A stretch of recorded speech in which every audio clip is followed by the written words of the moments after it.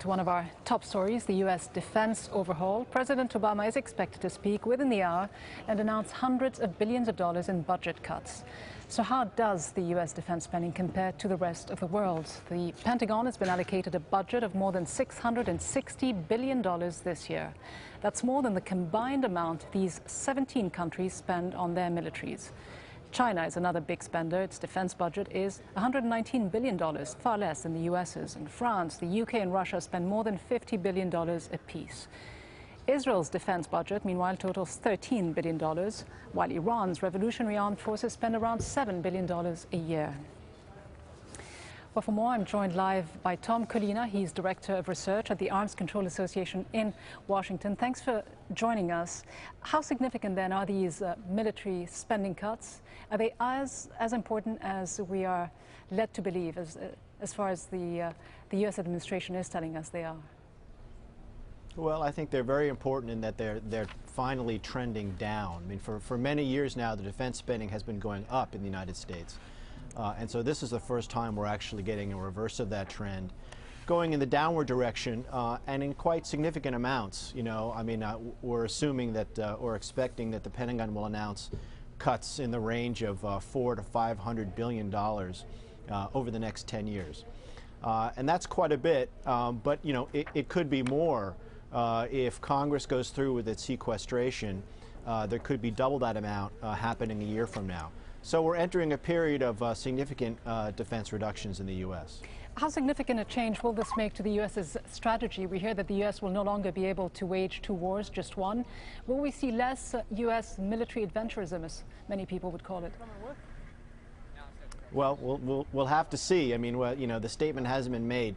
What we're led to expect is that, yes, the two-war strategy will be replaced with more like a one-and-a-half war strategy, but we'll have to see what they say. But, you know, clearly if you're cutting your defense budget, something has to give, and you have to set priorities, and hopefully the President and the Secretary of Defense will lay out what those priorities are, and that's the hard part, is saying we're going to do this, and we're not going to do this, and we're going to fund this, and we're not going to fund that, and that's what we'll hear very soon. So more money on drones, less on nuclear weapons?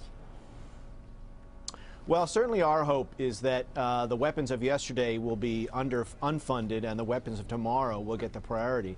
You know, in our view, the weapons of yesterday really are the large nuclear arsenal in the United States and in Russia, both of which we feel can be reduced because nuclear weapons really just don't address the threats that we face today. I mean, if you think about the threat of terrorism or nuclear proliferation or cyber security, these are threats that simply can't be addressed with massive nuclear arsenals. Yet we're spending hundreds of billions of dollars on those arsenals. So if we're looking for places to spend less so that we can spend more on our higher priorities, the nuclear arsenal is a great place to start. And as you say, hundreds of billions of dollars, more than $600 billion in U.S. military expenditure. That's about 6 times what the Chinese spend. And when I just looked at a chart a few moments ago, I saw that the U.S.'s military expenditure accounts for about 42% of the world's, while China's is at about 7%, Russia at about 3.5%. Is the U.S. finally waking up to a new reality, realizing the limitations of its military abilities, the fact that it needs now to take on countries like China economically and no longer countries like Russia or any other country militarily, especially at a time when the national debt has hit $14 trillion for the first time? Well, I think you put your finger on it. This is really a debate that's driven by the national debt. And there's a bipartisan consensus here in Washington and across the nation, really, that the debt has to be reduced, the deficit has to be cut. And so we see bipartisan support for reducing that deficit. Of course, the problem now is how do you do that? And the two parties can't agree on exactly how to reduce spending. So even in the area of defense spending, President Obama will lay out his plans today about how to start the process of reducing defense spending.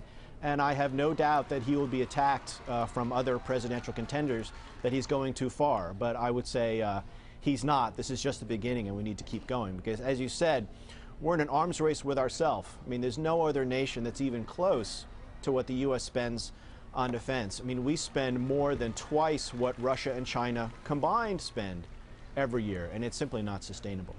Collina in Washington, thanks very much. Sure.